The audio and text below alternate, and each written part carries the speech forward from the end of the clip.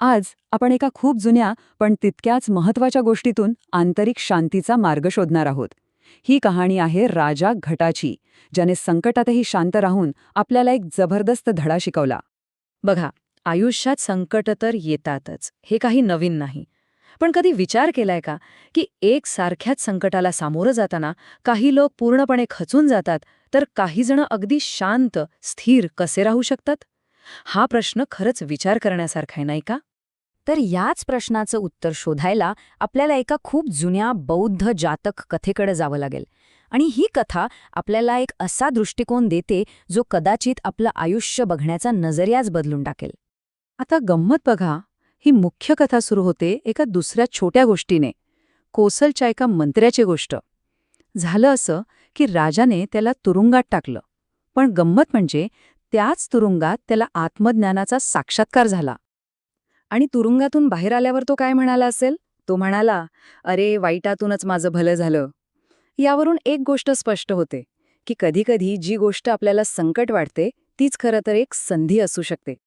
बरं, ह्या मंत्र्याचा अनुभव तर आहेच, पण यापेक्षाही जास्त नाट्यमय, जास्त खोलवर विचार करायला लावणारी एक दुसरी कथा आहे, आणि तीच आहे आपली मुख्य कथा, राजा घटाची कथा. चला तर मग ती काय आहे ते पाहूया. या कथेचं सगळ्यात मोठं वैशिष्ट्य म्हणजे यातला विरोधाभास. म्हणजे विचार करा, जो कैदी तुरुंगात आहे तो मनाने पूर्णपणे स्वतंत्र आहे, आणि ज्याने त्याला तुरुंगात टाकलंय तो विजेता राजा, तो मात्र स्वतःच्याच विचारांच्या तुरुंगात अडकला आहे. कमाल आहे ना? आता हे सगळं घडलं कसं? तर गोष्ट अगदी साधी आहे. राजा घटा एक चांगला राजा होता. त्याने एका चुकीच्या मंत्र्याला शिक्षा दिली. आता त्या मंत्र्याने काय केलं? त्याने सूड घ्यायचा ठरवला. तो गेला दुसऱ्या राजाकडे, वंकाकडे, आणि त्याला घटाविरुद्ध भडकवलं. मग काय, वंकाने बनारसवर हल्ला केला आणि राजा घटालाच उचलून तुरुंगात टाकलं. आणि इथेच तो विरोधाभास आपल्या डोळ्यासमोर येतो. एका बाजूला बघा, कैदी राजा घटा साखळदंडात असूनही शांत, तेजस्वी. आणि दुसऱ्या बाजूला विजेता राजा वंका सिंहासनावर बसूनही शारीरिक आणि मानसिक त्रासाने अक्षरशः जळतोय. आता राजा वंका हे सगळं बघून पुरता गोंधळून जातो. त्याला कळे ना की हा माणूस, ज्याचं मी सगळं काही हिसकावून घेतलंय, तो इतका शांत कसा? तो घटाला विचारतोच, अरे, बाकीचे लोक अशा परिस्थितीत रडतात, ओरडतात, पण तू तू तर हसतो आहेस, तक्रारही नाही. असं कसं काय? काय रहस्य आहे यामाग? आणि याच प्रश्नाच्या उत्तरात राजा घटा जे काही सांगतो ते 4 श्लोक, त्यातच या संपूर्ण कथेचं किंबहुना आयुष्याचं सार दडलेलं आहे. चला तर मग ऐकूया ते एक एक करून. घटाचा पहिला श्लोक. तो म्हणतो, जे घडून गेलं आहे ते बदलता येत नाही, मग त्यावर दुःख करून काय फायदा? किती सोपी पण खोल गोष्ट आहे ही. आपण भूतकाळाला बदलू शकत नाही, मग त्यासाठी रडण्यात काय अर्थ आहे? म्हणजे बघा, दुःख होणं स्वाभाविक आहे, पण त्या दुःखातच अडकून राहायचं की नाही, ही निवड मात्र पूर्णपणे आपली आहे. ती काही सक्ती नाही, आणि ही निवड आपण कधीही बदलू शकतो. आता दुसरा श्लोक ऐका. हा एक प्रकारचा इशाराच आहे. घटा म्हणतो, जो माणूस सतत दुःखात बुडालेला असतो तो आतून पोखरला जातो. त्याचं शरीर आणि मन दोन्ही कमजोर होऊन जातात. आणि मग काय होतं? अशी व्यक्ती आपल्या शत्रूंसाठी किंवा आयुष्यातल्या अडचणींसाठी एक सोपं शिकार बनते. म्हणजे दुःख फक्त मानसिक त्रास देत नाही, तर ते आपल्याला बाहेरच्या जगातही कमजोर बनवतं. बरं, आता तिसऱ्या श्लोकात घटा आपल्याला थेट आंतरिक शांतीच्या मूळ स्रोताकडे घेऊन जातो. तो अगदी ठामपणे सांगतो, मी कुठेही असो, जमिनीवर किंवा समुद्रात, कोणतंही दुःख माझ्याजवळ येऊ शकत नाही.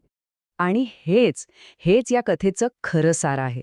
आपली खरी शांती, आपला आनंद हा बाहेरच्या परिस्थितीवर अवलंबून नसतोच मुळी. सत्ता, पैसा, जागा याने काही फरक पडत नाही. तो येतो थेट आपल्या आतून. आणि आता शेवटचा, सगळ्यात महत्वाचा श्लोक. यात घटा सांगतो की खरा तुरुंग कोणता आहे. तो म्हणतो, जो माणूस स्वतःमध्ये अपूर्ण आहे आणि सतत इंद्रिय सुखाच्या म्हणजे भौतिक गोष्टींच्या लालसेने जळत आहे, तोच खरा कैदी आहे. याचा अर्थ काय? की अशा माणसाला तुम्ही अख्खं जग जरी दिलं ना, तरी त्याचं समाधान होणार नाही. त्याची न संपणारी इच्छा हाच त्याचा सगळ्यात मोठा तुरुंग आहे, भौतिक भिंतींपेक्षाही मोठा. तर घटाचे हे ज्ञान ऐकल्यावर पुढे काय झालं असेल? कारण हे फक्त पोकळ शब्द नव्हते. या विचारांमध्ये परिस्थिती बदलण्याची ताकद होती. बघूया कशी ते. राजा वंकावरवड घटाच्या या बोलण्याचा इतका जबरदस्त परिणाम झाला की त्याने फक्त त्याची माफीच नाही मागितली, तर त्याचं जिंकलेलं राज्यसुद्धा त्याला परत करून टाकलं. विचार करा, योग्य वेळी उच्चारलेल्या शहाणपणाच्या शब्दांमध्ये किती प्रचंड ताकद असते. पण थांबा, गोष्ट इथे संपत नाही. राजागटाची खरी परीक्षा तर आता होती. राज्य परत मिळालं, आता तो काय करणार?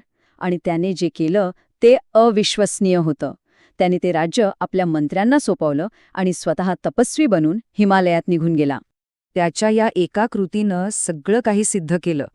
तो जे बोलला तेच तो जगला. त्याच्यासाठी खरं स्वातंत्र्य राज्य करण्यामध्ये नव्हतं, तर त्या राज्याच्या मोहातून, त्या सत्तेतून पूर्णपणे मुक्त होण्यात होतं. आणि बघा, आपण पुन्हा तिथेच आलो जिथून सुरुवात केली होती. आठवतोय तो मंत्री ज्याला तुरुंगात ज्ञान मिळालं होतं?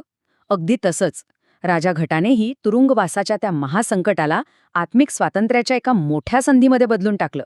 वाईटातून चांगलं घडवलं. तर ही कथा आपल्याला एका खूप मोठ्या प्रश्नासमोर आणून उभी करते. आपल्या आयुष्यात काय घडतं हे कदाचित आपल्या नियंत्रणात नसेल, पण त्या घडलेल्या गोष्टीवर प्रतिक्रिया कशी द्यायची, प्रतिसाद कसा द्यायचा, हे निवडण्याचं स्वातंत्र्य तर 100% आपल्याच हातात आहे, नाही का?